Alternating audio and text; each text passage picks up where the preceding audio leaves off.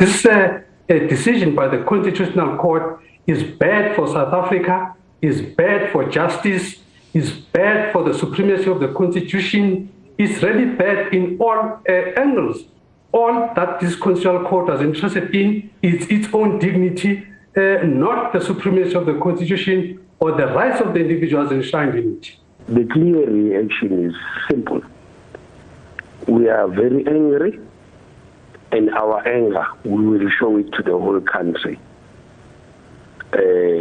We are very tired of the captured judiciary. The judiciary... Mr. Zuma, when you say you will show your anger to the entire country, what do you mean by that? You know, when you show your anger, there are various ways as to how to show your anger.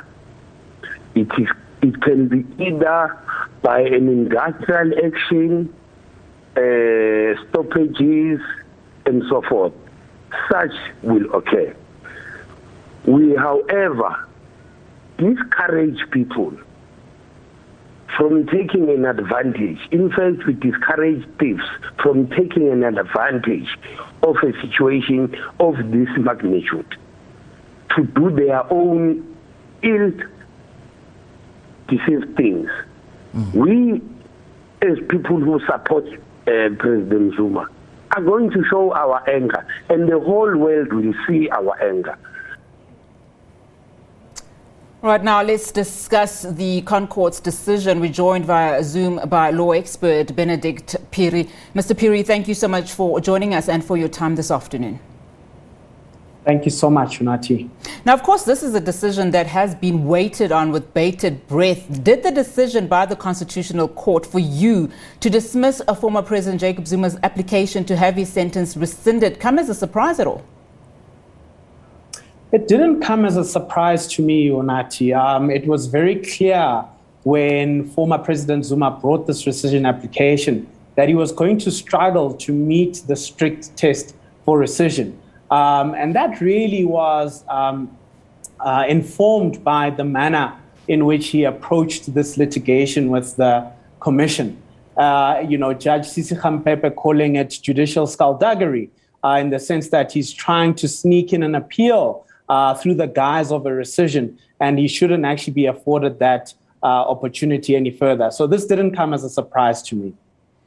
All right, talk to us about the significance of this judgment. Jacob Zuma has already served 2 months in jail and is currently out on parole. Now, we know there's also a legal process on that, but what does this really mean for the former president?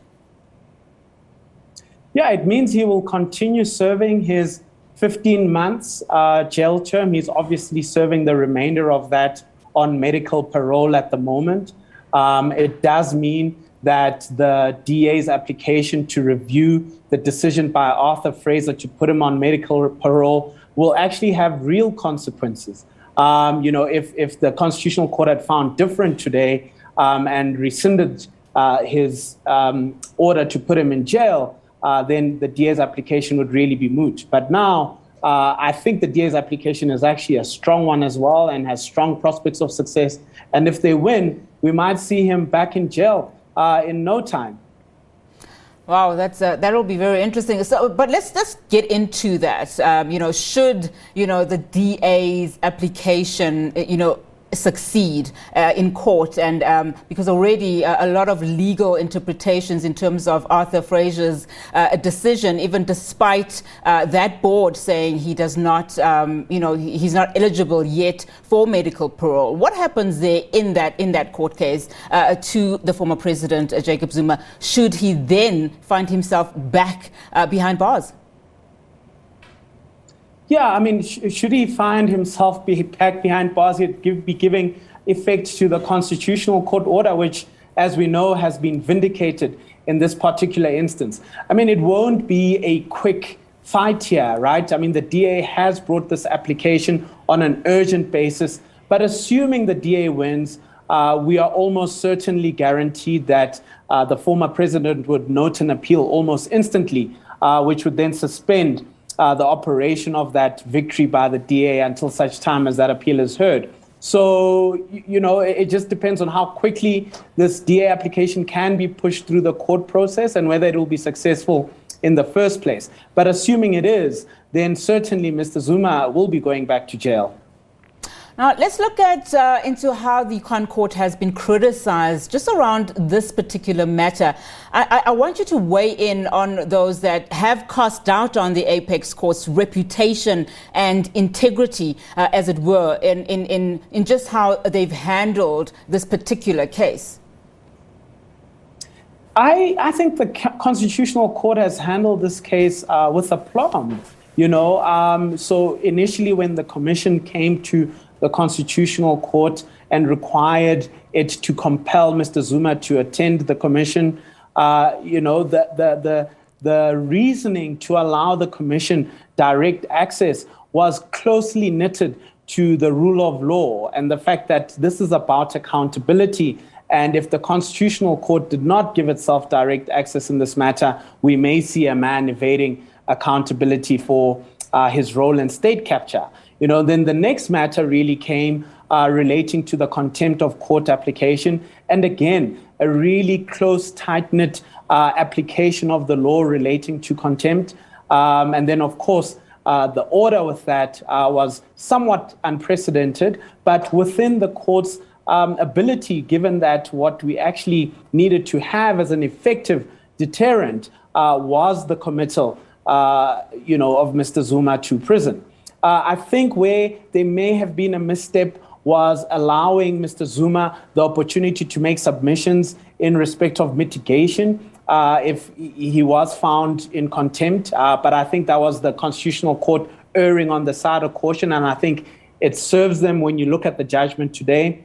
Also, when the Constitutional Court then, in this particular instance, called for submissions in respect of international law, I think when you look at the minority judgment of JAFTA, you can see that that particular exercise was really an exercise in futility, because ultimately this international law that we debated has no relevance in the context of the order that has been given today. In fact, it was the international law that the ConCourt needed submissions to be, submitted to it for, as well as the constitutional implications of his incarceration. Now, as you said, that was a misstep.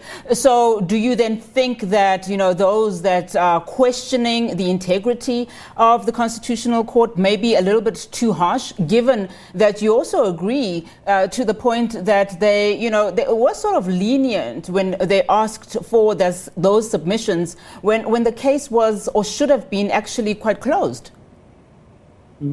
I think there is some element to the Constitutional Court being slightly lenient here, but I think when you consider the gravity of the matter and what has actually been happening around the former president, I think they've exercised a really excellent degree of stewardship, because I think you and I and many others are sitting thinking this matter has actually been well ventilated and there's a good sense of justice. And I think a few steps before this, there was a dis-ease around, has the Constitutional Court done the right thing? Has it not? So I think we've actually gotten to a point where the matter has been fully and properly ventilated. And I think any dis-ease is really not well placed.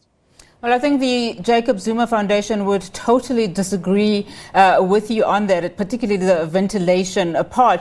Mr. Phiri, where to from now then, if we are saying that, the court has made its decision, essentially? Yeah, the court has made its decision. It's disappointing that there are attacks on the decision and the court. I think, we have to afford the court the supremacy that the Constitution affords it. It is the law. It is the court having pronounced itself on a serious and weighty issue of accountability. It is a matter that, as Jacob Zuma's counsel put it, questions, what is the balance between judicial authority and individual rights? And I think the court here in this particular instance, making it very clear that judicial authority actually has to be respected and has to be given effect to as a fundamental tenet of the rule of law. Mr. Phiri, thank you so much for your time. I really do appreciate it.